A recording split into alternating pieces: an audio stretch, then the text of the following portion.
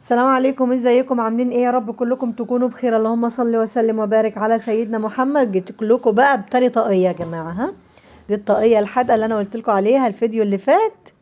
عملتها ما شاء الله اللهم بارك، كانت في منتهى الجمال، يعني احلى واحلى كمان.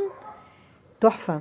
المقادير بتاعتنا: نص كوباية لبن، نص كوباية مية، الاتنين بيكونوا دافيين. اللهم صل على النبي. ايه كمان؟ انا ما كاتباش دقيق. الدقيق انا ما حددتش كمية الدقيق، لان انتوا حطوا السوائل على بعضها وحسب بقى ما السوائل بتاعتكم تقبل دقيق. يعني الدقيق حسب السوائل اللي انتوا هتحطوها. انا بس كتبت لكم مقادير الحاجات السايلة، وكمان ما كتبتش فيها معلقة سكر، نسيت اكتب معلقة سكر. انتوا ضيفوا للمقادير اللي كانت مكتوبة اول الفيديو وزيدوا عليها معلقة واحدة بس من السكر، والدقيق حسب ما السوائل بتاعتكم تقبل. بتفرق من دقيق للتاني، ممكن اقول لكم 4 تاخد اقل، ممكن اقول لكم 4.5 تاخد اكتر، او حسب بقى.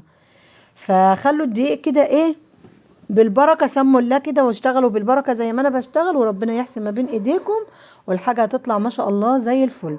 انا عجنت العجينة بتاعتي، ما حبيتش اعجنها معاكم تاني لان انا خلاص عجنتها، هي عجينة ما فيهاش اي افتكاسات، وخليتها حتة واحدة. وباخر العجين كده مسحتها، اللهم صل على النبي، مش مسحتها، حطيت لها معلقة زبدة كده ودعكتها بيها حلو. دخلت الزبدة في قلب العجينة بتاعتي كلها وسبتها نص ساعة اختمرت. بعد كده فردتها وعملتها زي ما انتوا شايفين.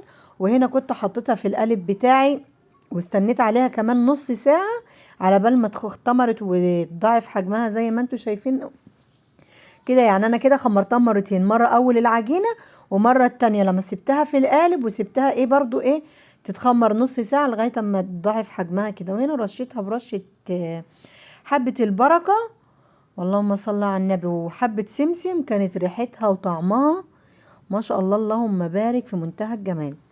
عجينة ما شاء الله حلوة جدا. وزي ما قلت لكم العجينة ديت تمشي معاكم في اي حاجة.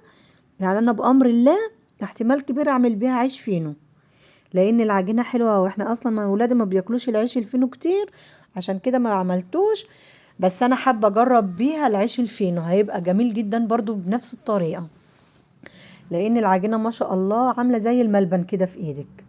اخدمي العجين حلو واللهم صل على النبي، وعجنيها كويس، هتبقى معاكي زي الفل. هدخلها الفرن برضو، ما خدتش معايا ربع ساعة في الفرن البوتاجاز بتاعتي ما شاء الله. وهنا كانت خلاص وشها احمر وزي الفل كده وجميلة. جربوها، والحشوات دي بقى واللعبوا فيها زي ما انتوا عايزين.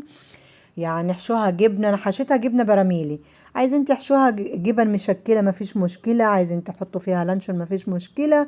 كل واحد بقى حسب امكانياته. ممكن تعملوها باللحمة المفرومة، حتة فراخ كده مفرومة، حتة صدر كده مفرومة، اعملوها ببصلة وفلفل الوان ولا حاجة كده، هتبقى معاكم زي الفل.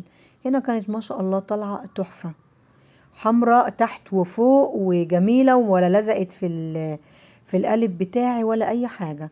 وانا المرة دي ولا فردت في الترابيزة زي الفيديو اللي فات، ولا طلعت بره ولا اي حاجة. وانا واقفة في قلب المطبخ كده عجنت بسرعة بسرعة وفردتها في قلب صينية استانلس عندي بتاعت يعني احنا بناكل فيها. غسلتها وفردت فيها لاني ما بحبش الدنيا تبقى مبهدلة حواليا.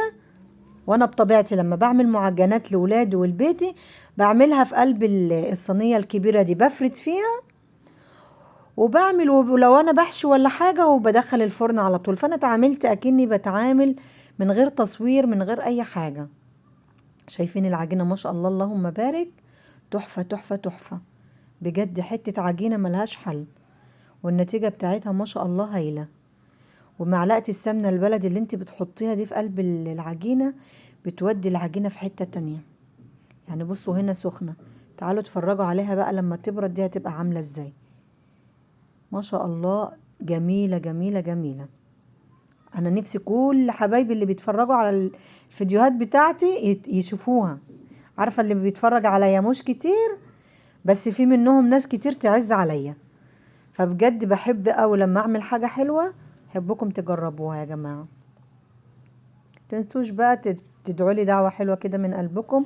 ربنا يصلح حالي وحالكم ويحسن ما بين ايدينا يا رب، انا وانتم، ويوسع علينا كلنا اللهم امين، ويجعل بيوتنا مليانة بالخير يا رب.